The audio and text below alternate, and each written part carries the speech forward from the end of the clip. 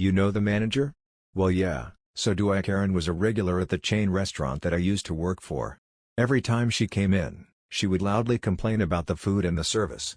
When we tried our best to resolve her issues, she'd make vague threats about how we should do better, since the district manager was a good friend of hers. It happened so regularly, that the whole restaurant staff were aware of her, and it was tense when she walked in.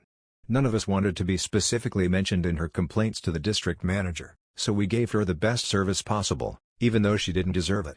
Behind her back we were all making fun of her though, because why would you keep going back to the same restaurant if you clearly hate everything about the experience?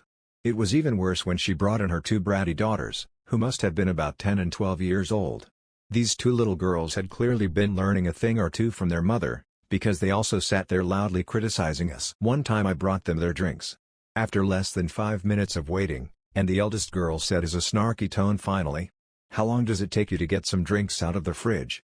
And when I looked over at Karen, she was just sitting there smirking at me, like she was proud of her daughter for being rude to me, or something. After a while, all the staff were all sick of Karen's bullshit and constant complaints.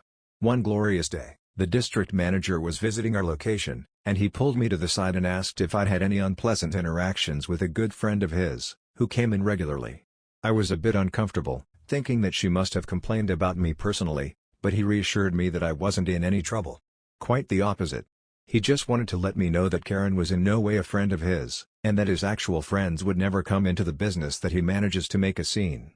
He said that he met her once before, because their kids went to the same school, but they were in no way friends. He then pointed out that I actually knew him better than she did, and told me that I shouldn't tolerate her causing a scene anymore.